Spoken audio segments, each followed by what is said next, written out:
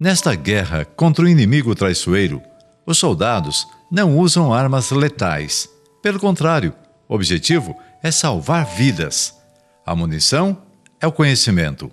A estratégia é o amor ao próximo. O exército é formado pelos profissionais de saúde. Quando o coronavírus ataca, eles precisam lidar com todos os tipos de emoções para manter o equilíbrio e seguir em frente.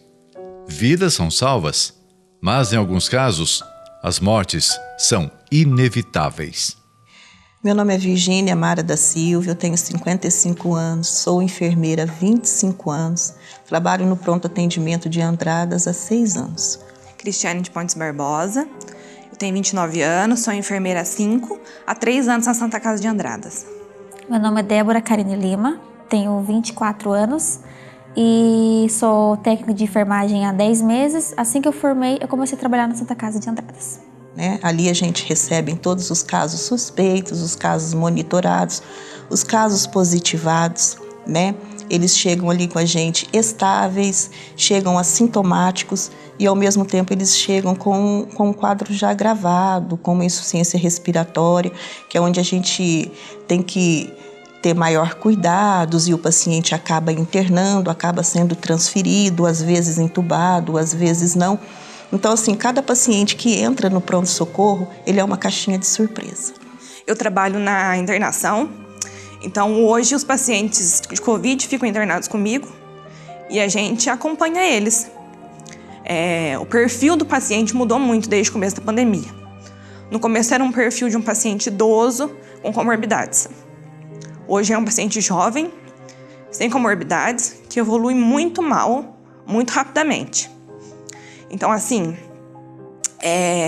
a gente presta esses cuidados, tá ali, mas a gente espera a resposta dele. É um paciente que num dia ele tá muito bem clinicamente e emocionalmente, e no outro dia a sensação que você dá que todo o trabalho foi por água abaixo. Porque você recebe a notícia que ele chegou a ser entubado, que ele precisa de uma transferência. Às vezes a gente consegue mandar o paciente para casa, mais estável ainda, do que chegou. Mas tem outros que aí acabam chegando saturando muito baixo, a gente já tem que levar para o isolamento, iniciar o oxigênio. O paciente às vezes não responde à medicação que o médico prescreve, evolui para uma gravidade maior, Mesmo com medicações, com equipamentos, tipo a VNI, Que o fisioterapeuta instala no paciente e o paciente não se recupera. E a hora mais triste é a hora que o médico fala, nós vamos ter que entubar o paciente. Essa é triste. A Covid-19 chegou no Brasil. E agora? Olha, foi muito difícil porque a gente começou a enfrentar o desconhecido. Não só nós aqui de Andradas, como o mundo inteiro, Especulações, João, que tiveram muitas. E a gente, sem saber como agir, como lidar, E o medo veio, porque começou lá no exterior. E a gente foi seguindo, foi vendo pelos jornais, o quanto que ele se propagava, o quanto que ele crescia e o quanto ele estava matando. Isso assustou muito. E no início, eu acho que o povo brasileiro pensou que aqui não iria chegar, Então, eu acho que foi o erro. Eu acho que nem no meu pior pesadelo, eu ia imaginar que um dia eu ia ver uma pandemia. E há um ano atrás, quando tudo isso começou, era muito desconhecido, Para todo mundo. Ninguém da equipe sabia lidar com isso. E agora, um ano depois, continua sendo muito difícil. Porque a gente ainda não sabe muito bem como trabalhar com essa doença. Desculpa. Quando eu formei, eu pensei assim, você forma, agora vou aprender bastante coisa, ano que vem vou fazer a faculdade, aí vou aprender agora, que você entra, você é nova, você aprende tudo, Aí eu acabo entrando quando começa a pandemia. Nossa, eu fiquei muito apavorada, muita. Porque o básico que eu tinha que aprender, eu já tive que aprender tudo, e mais a questão do Covid. Tive que aprender bem mais por conta de você ter que ser extremamente forte, por causa de você ter que passar segurança para o paciente e para o familiar, que é bem complicado. E teve um momento que, por eu ser recente nisso, que eu pensei que em desistir. Por mais que eu ame a profissão, porque é muito difícil. Já chorei muito, até hoje, assim, já vi de perto, já cheguei a internar paciente que eu conhecia, sabe? E esse acabava em óbito e é muito triste, é triste mesmo. Ver essa realidade de perto não é fácil. O atendimento do paciente e a angústia da família. Ninguém está preparado para essa notícia, ninguém está preparado para lidar com isso. E o paciente precisa ter muita força emocional para ele conseguir, porque tem coisas que a enfermagem faz por ele, mas tem coisas que só ele pode fazer por ele mesmo. Então ninguém tem estrutura para isso, ninguém está preparado. Mas a equipe, a enfermagem, a gente tem que tirar forças de algum lugar. E alguém tem que fazer esse serviço e atender esse paciente. Lá no pronto-socorro nós temos o isolamento e a porta dele é de vidro, proposital para que o próprio familiar acompanhe a evolução do paciente lá, porque ele não pode ter mais contato, né? E quando eu levo um paciente para o isolamento, uma coisa que eu não faço é deixar o familiar de fora disso, tá? Então eu procuro levar ele para toda a evolução do paciente. Então, se o paciente evolui bem, os exames chegam, o médico vai, conversa, né? De repente o paciente dali vai embora, é uma alegria.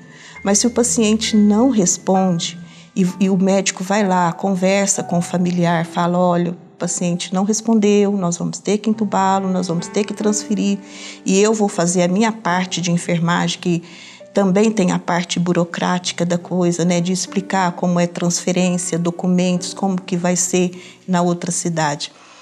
E aí, de repente, vai para o tubo, você vai à família, você quer ver seu ente entubado? Muitos querem, muitos não.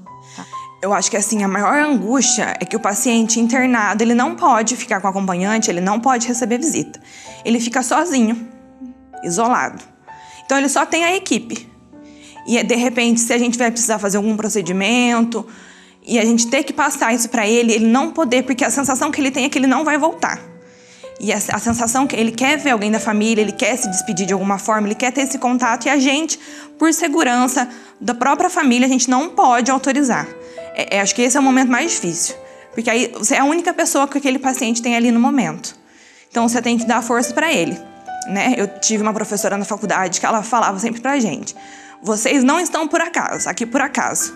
Vocês foram escolhidos, porque a enfermagem é uma missão. E a nossa missão é essa. Mistura de sentimentos. E a gente vê naquele banquinho, às vezes, as lágrimas, né? E eu já vi familiares, filhos, netos, sentarem ali e falar, a culpa é minha. E eu coloco a mão e falo, não, a culpa não é tua. A culpa é do vírus, tá? Não importa, porque nunca se vai saber aonde se contraiu o vírus. Muitas vezes é de impotência. Porque hoje é um perfil de paciente muito jovem e Andradas é uma cidade pequena, querendo ou não, a gente sempre conhece todo mundo e a gente sempre vê a pessoa e vê como é que ela está evoluindo e às vezes a família te pergunta e você sabe realmente o caminho, mas você não pode falar porque você tem que dar esperança para aquela família, para aquele paciente e você sabe que às vezes o prognóstico não é bom, as chances não são muito altas, mas você não pode tirar a esperança dela, né? Você tá ali, você tem que dar apoio, né? E aí você tem que ter fé também, se pegar Deus, que vai passar. Nós perdemos, né, nós perdemos uma amiga, uma técnica de enfermagem, uma colega de trabalho o ano passado. E isso mexeu muito com a gente. Mexeu muito, né, assim, com todos os funcionários. Então isso doeu muito na gente e a gente sabe o que é perder. Porque quando a gente trabalha no hospital, a gente tem um plantão, a gente é uma família. Nós somos uma família. Medo e superação. Eu contraí o vírus em janeiro, eu não sei onde. Então, a gente tem medo porque você está vendo, eu vejo um paciente entrar lá comigo, de repente ele sobe para o clínico e vai para a Cris, e de repente eu fico sabendo que ele fica entubado, de repente eu fico sabendo que ele foi transferido e de repente eu fico sabendo que ele foi a óbito. Então, e eu sabia que aquilo poderia acontecer comigo. Eu tive muito medo mesmo, que a gente vê um paciente bem, estável hoje e à noite ele está num tubo. E isso poderia ter acontecido comigo, e graças a Deus não aconteceu. Eu ainda tenho medo, por causa que eu tenho a minha avó em casa, tenho meus pais que têm hipertensão, é cardiopata, então eu tenho medo de acabar, porque eu posso contrair o vírus e não ter sintomas. Eu posso acabar levando para casa isso, então eu nunca sei. Medo eu tenho muito. A esperança é que cada um faça a sua parte. Olha, quando a pandemia chegou, que falou que teve aquele... todos os lugares fecharam, as pessoas ainda tinham medo. Nossa, tem muitas pessoas morrendo em outros países, fora assim, né? Teve medo. Aí que abriu tudo novamente, eu acho que as pessoas não tá tendo uma consciência como antes. Acho que antes ela tinha isso. Hoje não. Em vez de ter mais, pensar mais no próximo, tá faltando muito isso, pensar no próximo. Cada um tem que fazer a sua parte, né? Acho que a gente não pode ser egoísta. Não é porque eu tô vacinada com 2 doses que eu vou ficar saindo. Eu acho que é assim, a gente ainda não tem remédio, a gente não tem tratamento, não tem cura. Tem que deixar o egoísmo de lado nesse momento. Eu sei que não é fácil, todo mundo precisa trabalhar, todo mundo tá com saudade de aglomerar, mas agora não é a hora. E eles têm que ter um respeito com as pessoas lá fora e conosco lá dentro também. Porque se eles são o amor de alguém, nós também somos, né? Então a gente vai para lá, vai para a linha de frente para aqueles que estão precisando da gente, né? E eu acho que eles deveriam, né, ter esse amor ao próximo. Eu acho que está precisando muito disso agora, o amor ao próximo.